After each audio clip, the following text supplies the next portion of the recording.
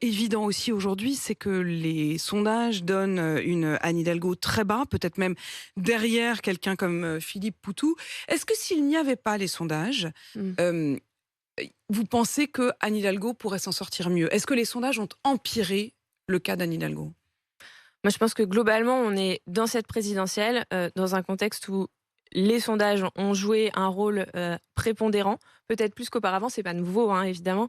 Mais moi, j'ai vraiment, salué la décision de certains médias comme Ouest France qui avaient refusé de publier des sondages en expliquant justement, Et West heu France y tient, hein, ça fait 6 voilà, mois qu'il Ouest France s'y tient et je pense que ça aurait dû traite être l'information autrement qu'avec voilà, les sondages. exactement. Ça aurait dû être suivi beaucoup plus largement parce que malheureusement, ça a tendance à confisquer le débat. Et moi qui effectivement suis dans cette campagne depuis l'automne dernier, je vois bien comment ça se passe, y compris dans la presse, mais pas seulement. C'est vrai qu'on a l'impression qu'il y a des candidats qui sont légitimés et d'autres non en fonction de leur score dans les Il y sondages. a créé autour de Jean-Luc Mélenchon l'idée qu'il y a une forme de vote utile pour la Mhm. gauche.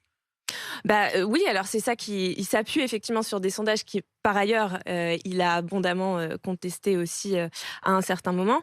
Je pense que c'est extrêmement dangereux en fait, pour la démocratie. Je pense que ça fait partie des raisons pour lesquelles on s'attend à un taux d'abstention assez élevé parce qu'il y a ce sentiment d'une campagne confisquée, à la fois pas pour des raisons, légitimes, on va dire, qui sont liées au contexte international, à la guerre en Ukraine ou encore à la Covid, mais aussi par, cette, mécanique sondagière qui a aussi fabriqué et là je pense que c'est la première fois qu'on assiste à ça, qui a fabriqué pour moi, un candidat qui est Éric Zemmour, qui l'a fabriqué à l'automne dernier et donc on a assisté à, une forme de prépondérance aussi dans les médias Fabriqué par les sondages?